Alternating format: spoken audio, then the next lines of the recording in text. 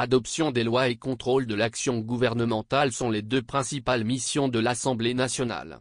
Mais dans un pays comme le Togo où les institutions sont juste des décors pour inaugurer les chrysanthèmes, l'Assemblée nationale s'apparente à une chambre d'enregistrement des lubies du pouvoir.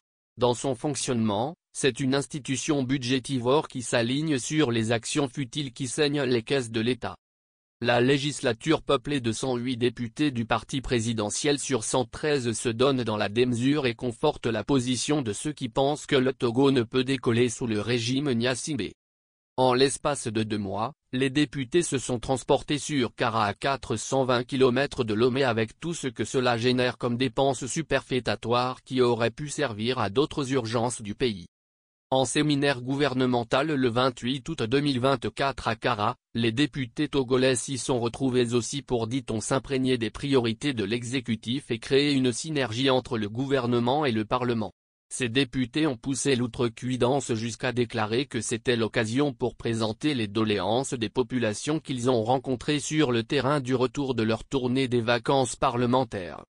Depuis quand les députés censés contrôler les actions du gouvernement se retrouvent en séminaire avec l'exécutif pour présenter des doléances? Là, c'est une preuve supplémentaire d'un parlement appendice du gouvernement.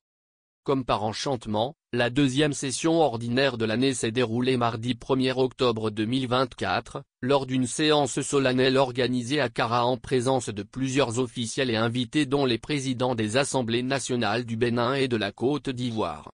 En marge de cette session, les députés étaient en séminaire les 2 et 3 octobre sur la nouvelle constitution du régime parlementaire. Dans un pays où on a recours chaque mois aux emprunts obligataires sur le marché de l'UMOA pour payer les fonctionnaires, comment peut-on se permettre des sessions parlementaires et des conseils de ministres délocalisés? Finalement, où va le pouvoir avec les Togolais dans ce dérèglement gouvernemental?